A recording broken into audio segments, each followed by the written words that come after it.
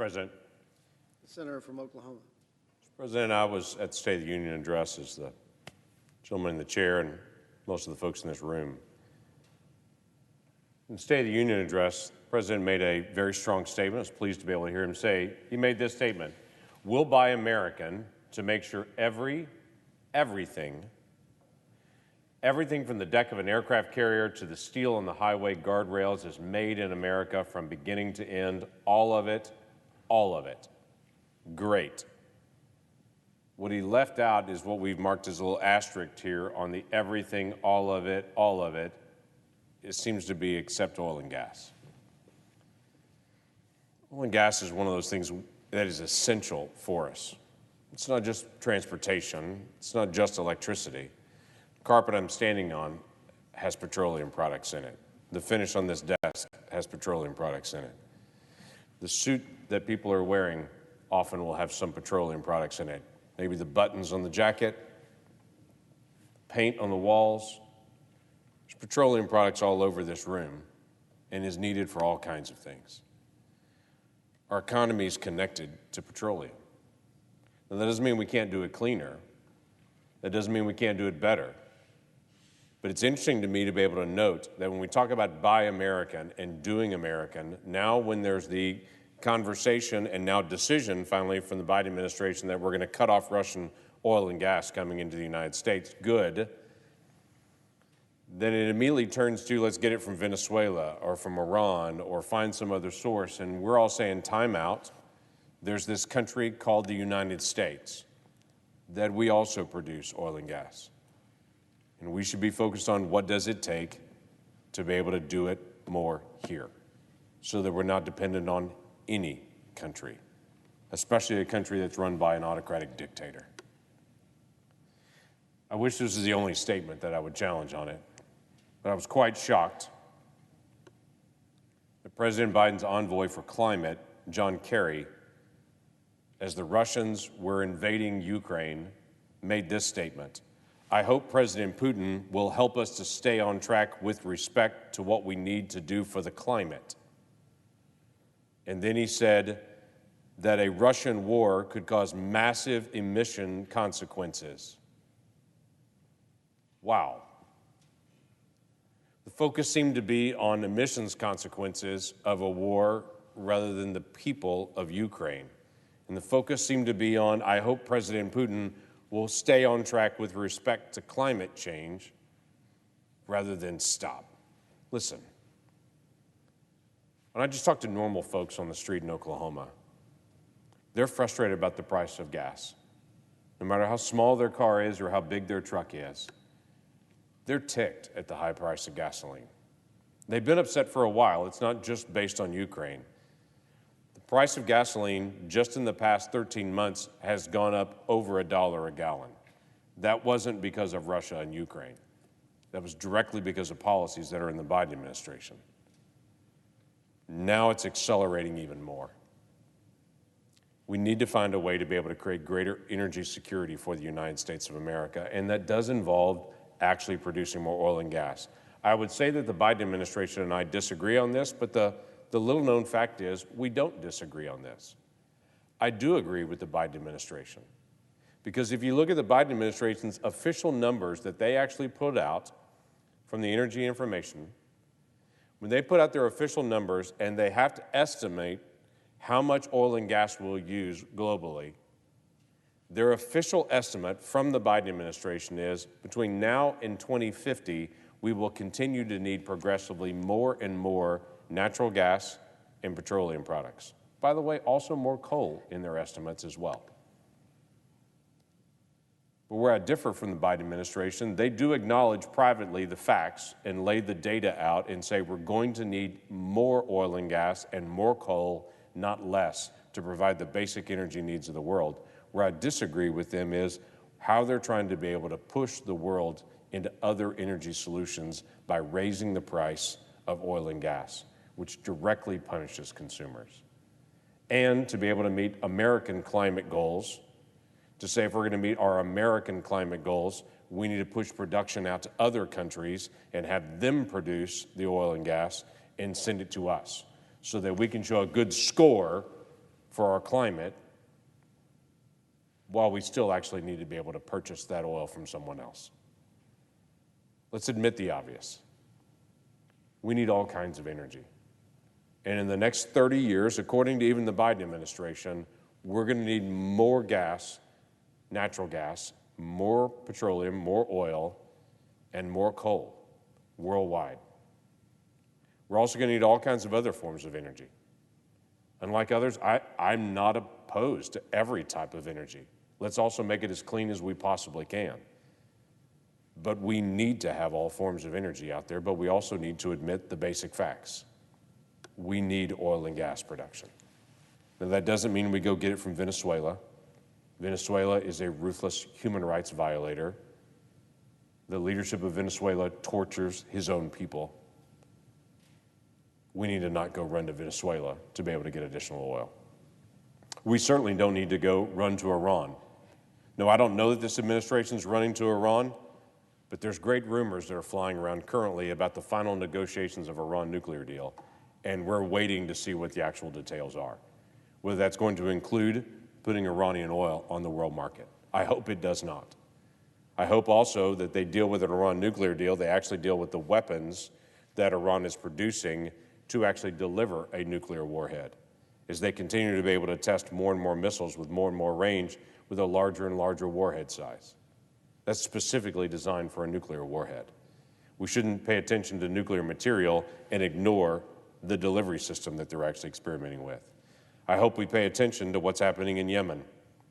And Iran is the largest state sponsor of terrorism, that they're actually delivering the products of war to Yemen that's actually trying to destabilize all of their neighbors around them.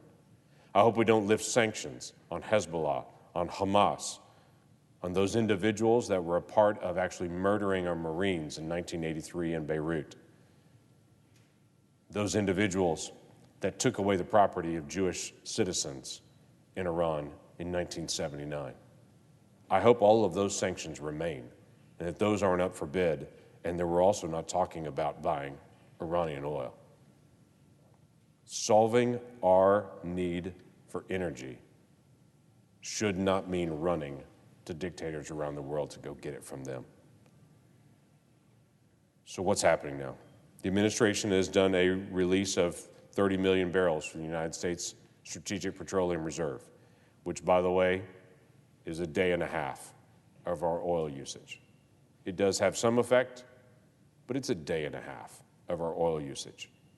It's not the long-term solution. Long-term, that is not even a bump in prices. Long-term, we have to have stable supply to meet the demand that we have in the country. This administration is saying that there's more oil production now in the United States than there was 2 years ago. That's factually true. During the time of COVID, production of oil plummeted in the United States. So there's definitely more oil being produced now than there was during the peak of the time during COVID. But they've also taken on multiple different items from the very beginning of the administration to do what they could to be able to attack the production of American oil and gas. From day one, with cutting off the Keystone Pipeline, which, by the way, I have folks that catch me and say, what difference would the Keystone Pipeline make? Well, let me give you an example. The Keystone Pipeline would deliver more oil to Houston, Texas a day than what Russia does a day to the United States.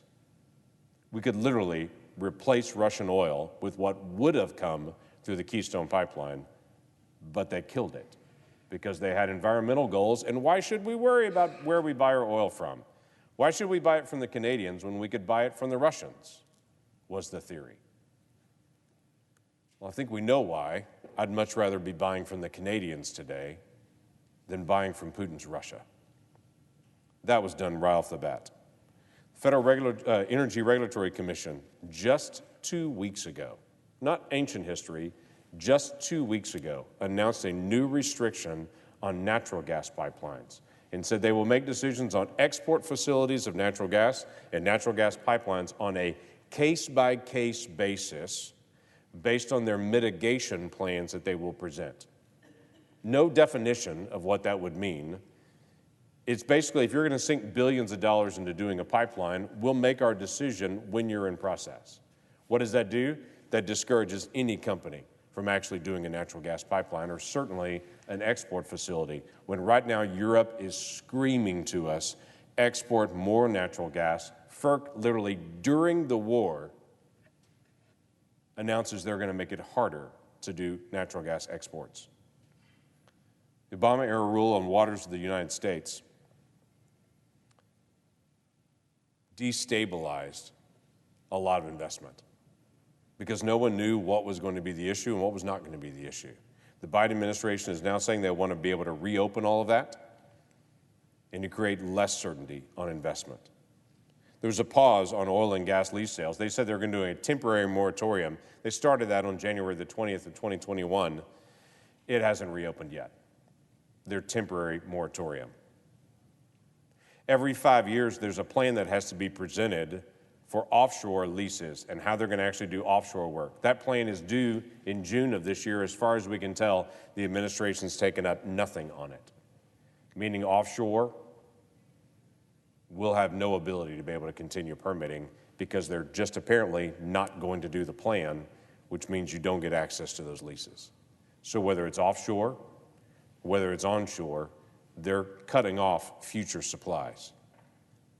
If that's not hard enough, the administration nominated Sarah Raskin to be Vice Chair of Supervision for the Federal Reserve, who's made public statements that she wants to use the Federal Reserve to be able to help cut off capital to anyone who handles fossil fuels.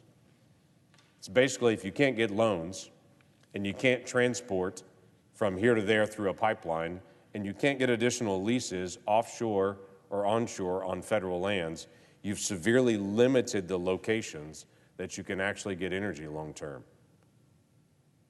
While Biden's own Energy Information Group says we're going to continue to need more oil and gas, more coal in the days ahead.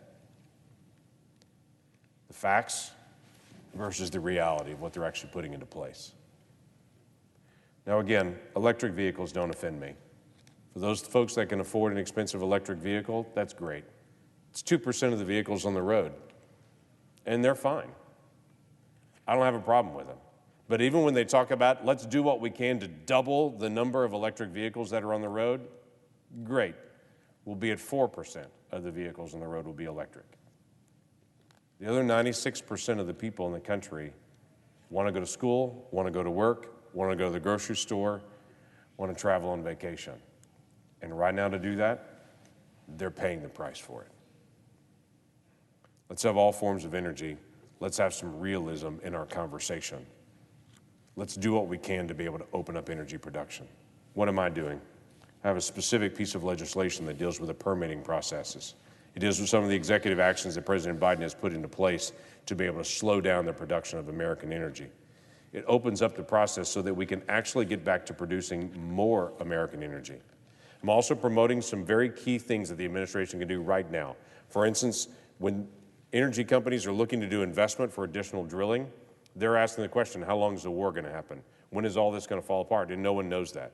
The administration could today announce we're doing a moratorium on buying Russian oil for the next 12 months, lay out a firm date on it, and then say 12 months from now we'll review it. What difference does that make? That tells energy companies if you're going to invest and you're planning to come online in the next year, we're not going to cut your legs out from under you by the United States buying Russian oil again in a few months. That we actually do American investment to be able to actually replace the Russian oil that's coming in. This administration could also today say we're not going to make any changes to any of the rules that are out there that will affect any of the process for developing American oil and gas for the next 12 months, just a pause on making any changes on that. And this administration could actually open up federal leasing, which, by the way, is not a radical idea. It's the law. The law says that the administration has to do it every quarter, and so far, 4 quarters in a row, the Biden administration has ignored the law of the United States and just not done the leases, saying they have plenty, I don't want to do more. 4 quarters in a row, they violated the law. So what could the Biden administration do to be able to help American production? Follow the law, put a pause on new restrictions, declare how long they're going to actually hold off on Russian oil and how long that'll be to give certainty for people in their investment, and pause all these new restrictions on capital. If the Biden administration did that today, we would see an even greater increase in oil. Listen, there's no incentive that needs to be put in place. I've had folks say, what incentives do we need to put in place to be able to increase American production? Can I just say, oil is at $120 a barrel. There's no incentive that needs to be put in place. The problem's not the incentive. The problem are the restrictions on the other side. Without certainty, in a constantly changing environment, few people want to be able to take the risk for it. So if Secretary Granholm is serious when she's calling out oil companies to ramp up production, do the work behind the scenes to open the path for them so that they have that kind of certainty. That I yield the floor.